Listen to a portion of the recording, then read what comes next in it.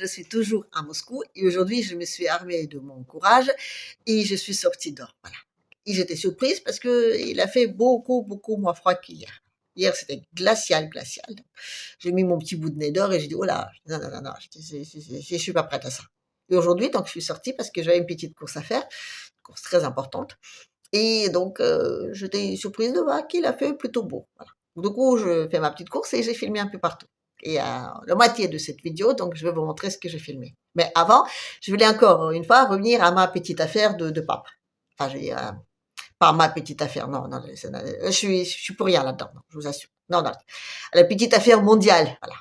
Le mouvement historique, voilà, comme disent les autres. Vous savez, c'est quand il y avait ce petit tête-à-tête là, organisé par notre tripoteur mondialement connu, voilà, notre marquant démocratiquement élu, voilà, un petit tête-à-tête, je veux dire, limite d'enseignement toléré mais organisé par le clergé, ce qui est quand même plus que, hein, le consentement, je dirais, il est quand même un peu limite. Non, mais ils auront pu le faire dans le jardin, d'accord? Ils l'ont fait quand même au plein milieu, voilà. Et ça montrait bien que c'est vraiment la fin. Et vous savez, je mettrais ça en parallèle avec l'explosion de Tchernobyl. Voilà, ces temps-ci, donc on est en train de fêter un terrible anniversaire de cette date. Moi, à l'époque, j'étais, on va dire, suffisamment grande pour réaliser ce qui s'est passé. Et je me rappelle que c'était assez, je sais pas, assez terrible. On s'est senti en insécurité. Bon, j'étais assis à l'avion qui a atterri au place rouge. Le petit avion d'un Allemand, là, c'est un petit quick là. Vous vous rappelez peut-être pas, mais bon, c'était un petit épisode. Un type, donc, qui a pris un petit avion, qui a traversé toutes les frontières, tout ça. Je dis, il est arrivé et il s'est posé sur la place rouge. Non, je dis, c'était quand même assez ridicule, voilà. Et surtout, je vous dis, on s'est senti en insécurité totale, voilà. Et vu comment c'était géré, enfin, je veux dire, l'affaire de Tchernobyl, ça, c'était lamentable. Au début, donc, on n'a rien dit. Après, donc, on en a parlé en disant que c'était pas grave, tout ça. Et on a essayé de, enfin, amoindrir au maximum l'événement, alors que l'événement était catastrophique. Et même le fait même que ça arrivait, vous voyez, c'était, ça veut dire que même à ce niveau-là, je veux dire, de sécurité, on n'était pas capable, quoi. Voilà. Ce qui fait que quand l'Union soviétique a implosé, ben, les Russes n'ont pas voulu le défendre. Voilà. Ils n'ont pas voulu ce système-là. Et là, les trucs de pape, c'est à peu près pareil. Voilà. Ça, c'est-à-dire, déjà, les Jeux Olympiques, c'était limite, limite. Mais bon, on va dire, les Jeux Olympiques, c'était dans un pays, voilà, notre tripoteur, je veux dire, démocratique, là. Euh, on pourrait toujours dire, oui, c'est la France, c'est la décadence, tout ça, à la limite, pourquoi pas. Je veux dire. Voir donc cette scène avec en plein milieu la Vierge de l'Apocalypse, parce que c'était bien la Vierge de l'Apocalypse qui représentait la grosse queen, là, avec l'enfant qu'on essayait donc sacrifier, avec une espèce de danseur, enfin, je veux dire, à la limite, le petit, enfin, bon, bref, peu importe ce que je veux dire. Encore une fois, je dis, ça restait un peu en interne, voilà. Oui, tout le monde a pointé la France de doigt en disant cacabouda, tout ça. Mais là, je veux dire, l'événement donc d'obsèques de pape, c'est un événement mondial, voilà. Donc, ça veut dire que là, je veux dire, tous les catholiques étaient bafoués, et il y en a quand même beaucoup, mais surtout, je veux dire, on a montré que le système là, il est arrivé au bout, voilà. Ça veut dire qu'aujourd'hui, la question qui se pose, mais si effectivement il se passe quelque chose là, une implosion, est-ce que les Européens voudront la défendre, leur Europe, à ce niveau-là? Bref. Et oui, ça va imploser. Et je peux même vous donner plus ou moins la date. Mais aujourd'hui, donc, il n'y a pas que moi qui le dis. Donc, vous voyez que donc, Trump a arrêté, on va dire, ce système de mondialisation, de commerce, de dollars, de l'euro, tout ça. Le nouveau monde qui va arriver, l'ancien qui va imploser, tout ça. Je suis plus la seule à le dire. Voilà. Moi, ça fait un an que je le dis, donc aujourd'hui, je me dis, c'est limite même pas original de le dire, puisque tout le monde le dit. En revanche, je peux vous donner la date. Enfin, je peux vous donner l'événement qui montrerait bien que c'est la fin des cacahuètes. Voilà. Ce sera les taux d'intérêt de la Fed. Parce que la Fed, donc, aujourd'hui, il n'est pas tellement en accord avec Trump. Voilà. Tellement pas en accord qu'il était même obligé de revenir un tout petit peu à ces histoires de tarifs, tout ça. Voilà. Oui, parce que si la Fed ne donne pas d'argent, comment veux-tu, industrialiser ton pays sans un rond? Voilà. Je suis désolée, mais c'est problématique. C'est pour tout le monde, c'est problématique. Même pour vos familles, comme ça. Si à la fin de semaine, vous n'avez pas de pognon et la semaine prochaine, il faut tenir jusqu'au salaire, vous faites comment? Voilà. Donc, oui, Trump, il est dans cette situation-là. Donc, il est obligé de négocier. Eux aussi, en face, ils ont besoin. Vous voyez, c'est un peu, c'est qui sera le plus fort. Donc, si la Fed, donc, va garder les taux d'intérêt tels qu'ils sont, ou alors même à la limite les monter, là, on sait très bien que Trump, c'est pas lui qui a gagné, on va dire. En revanche, si la Fed elle baisse les taux d'intérêt, ça veut dire que c'est Trump qui a gagné. Ici, Trump, on va dire, il arrive à mettre la Fed un petit peu au pied. La première conséquence, c'est finito, pipito pour l'euro. Voilà.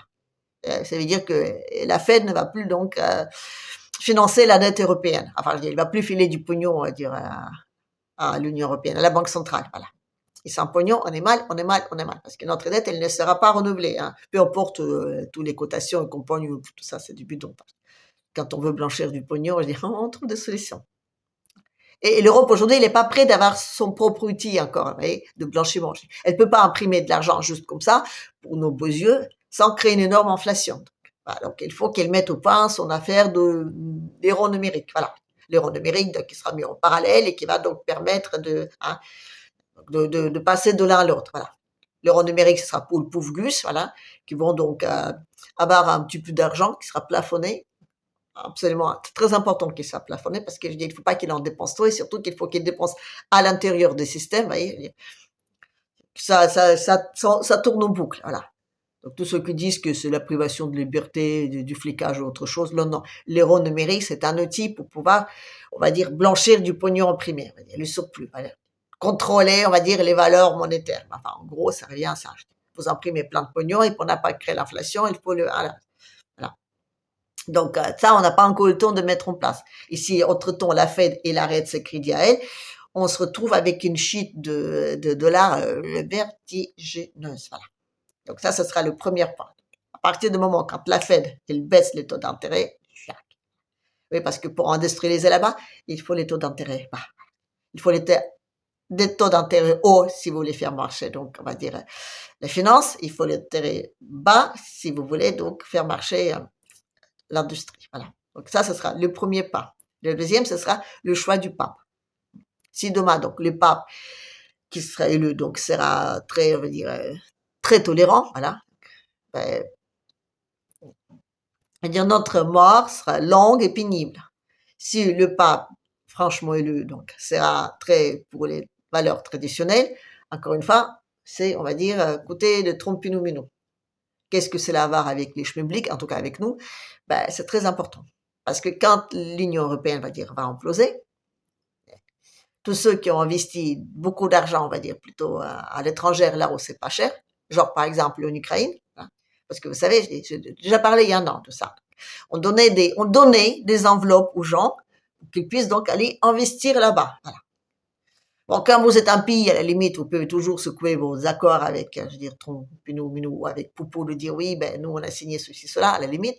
Mais quand vous êtes un simple, pauvre, petit, malheureux député, simple, mais peut-être pas ni pauvre ni malheureux, enfin, pardon, je veux dire, tout court, un député européen, avec votre petite enveloppe, vous avez investi quelque part dans les pays, on va dire, hein, les pays, on va dire, à la périphérie de l'Union européenne, vous faites comment pour obtenir votre bien, hein? Non, parce que c'est dire de trificoter, hein, et je veux dire d'amasser du pognon partout, c'est une bonne idée, mais après il faut le garder, et surtout il faut le prouver, voilà.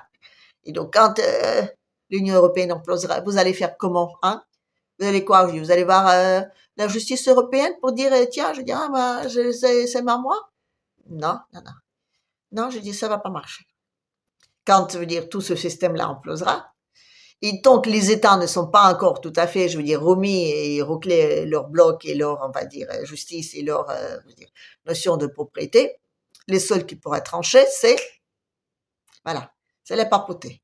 Parce que depuis des siècles et des siècles et des siècles, dans leurs archives, c'est là qu'on garde donc toute la notion de terre, de sens de propriété et tout ce qui va avec.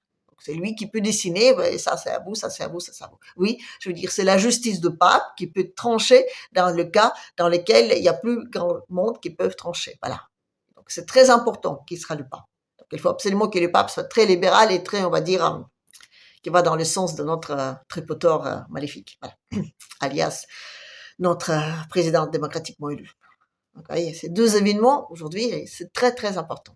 Il y a la Fed d'un côté, les taux d'intérêt, et l'autre côté, le choix du pape. Voilà. Donc, c'est très important que le pape soit, on va dire, le bon pape. Voilà. Donc, s'il y en a qui pensent que les Européens ils vont s'ensuigner dans les élections de pape et que c'est pas très normal, mais que pour pas faire, ben justement, parce que eux, ils sentent aussi que ça va imploser. Donc, il faut absolument, absolument que la papauté soit de leur côté. Parce que, je veux dire, depuis des siècles et des siècles et des siècles, c'est toujours chez eux qu'on va chercher, on va dire, le dernier tranchement. Voilà. Ça, on le sait pas, mais c'est comme ça. Oui, oui, que la papauté, je veux dire, le Vatican, c'est non seulement donc une banque où il y a le vrai argent, donc c'est très important, c'est aussi eux, donc la justice finale, qui tranche le sens de propriété. En tout cas, les propriétés terriennes, déjà, ce qui est déjà pas mal. Voilà. Bref. Allez.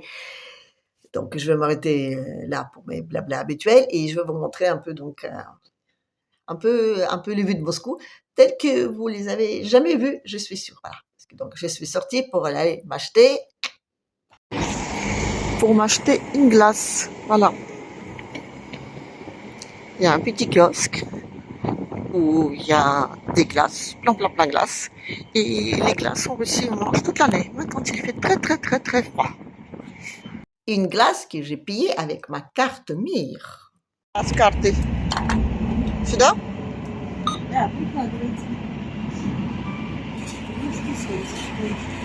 Et une fois que je l'ai acheté, donc j'allais me chercher une bonne petite place pour m'asseoir et pour en profiter. Une petite pause de glace qui s'impose. Je crois que je trouvais un endroit idéal pour manger ma petite glace. Je crois que ça va être là.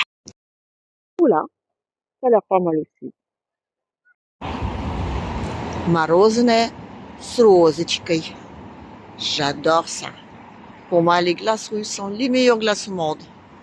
Ils sont faits à la base de lait, à la base de crème. Ils sont pas très sucrés, mais ils sont super moelleuses et super nourrissantes aussi. Voilà. Tiens, regardez, il y a un petit pêcheur. Oui, il y en a qu'un seul parce que nous sommes lundi et normalement les pêcheurs ils sont là plutôt le week-end. Oui, on peut pêcher du poisson à Moscou. Voilà, on peut même nager dans le lac en tout cas, sans qu'on a dépensé des milliards pour le nettoyer. Et là, le grand bâtiment au fond, c'est un bâtiment qui est très surprenant. Vous savez qu'il est bâti sur un sol extrêmement friable. Voilà. Et donc, pour que tout ça tient, les Russes, les ingénieurs, ils ont congelé la terre. Voilà. Donc, ils l'ont congelé et c'est toujours congelé. Il y a des gros frigos qui fonctionnent en 24 heures sur 24 heures et qui maintiennent le sol, on va dire, dur grâce à glace. Voilà. Les jours où le frigo tombe en panne, je pense que tout ça va gentiment s'écrouler. Mais bon, écoutez, ça fait au moins 25 ans que c'est là et ça bouge pas. Donc, je pense qu'ils ont dû réfléchir à ce problème. Bon, le météo n'est pas encore très très estival, mais bon, il y a quand même des gens qui se baladent et qui profitent du soleil. Et il y en a qui ont vraiment peur de rien. Enfin, en tout cas, ils n'ont pas peur de froid. Regardez-moi ces deux-là. Regardez-les bien. Ce sont des canards russes. Vous savez, ce sont les mêmes canards qu'on trouve en France.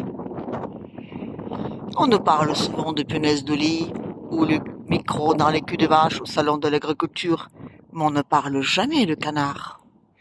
Et ce sont peut-être eux des véritables espions desquels on doit se méfier. Là, ils sont pleins de communication avec ceux de l'autre bord. Regardez bien. Ça, c'est un vrai comportement des espions. C'est la preuve. En hiver, ce grand lac est totalement recouvert par la glace. On peut trouver des pêcheurs qui pêchent malgré, parfois quelques accidents assez rigolos, surtout à la fin d'hiver. Et puis l'été, c'est recouvert de plein de petits voiliers. Voilà, nous sommes dans une zone nautique et l'été, il y a beaucoup de gens. Parfois, je me demande même comment ils arrivent à circuler. Et là, c'est le printemps, donc on peut voir ce lac Vite, de tout, voilà. C'est très joli et ça sent très bon, c'est le printemps.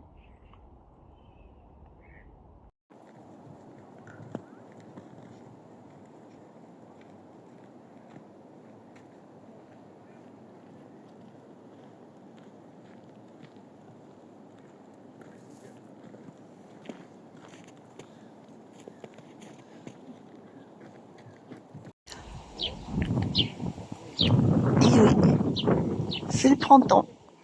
Il y a des oiseaux qui chantent.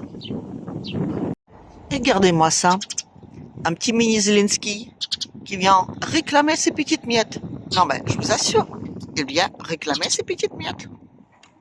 Bon voilà, donc ce sera tout pour aujourd'hui. N'hésitez pas donc de mettre plein pouce, laisser les commentaires, partager, important, donc partager, vous abonner et on va dire appuyer sur la petite cloche parce que je sors mes vidéos n'importe quand. Et encore une fois, tant que l'argent existe encore, en tout cas tant que l'euro existe, on va dire, il vaut quelque chose, pensez que j'ai ma petite page Tipeee. Voilà, allez, à la prochaine.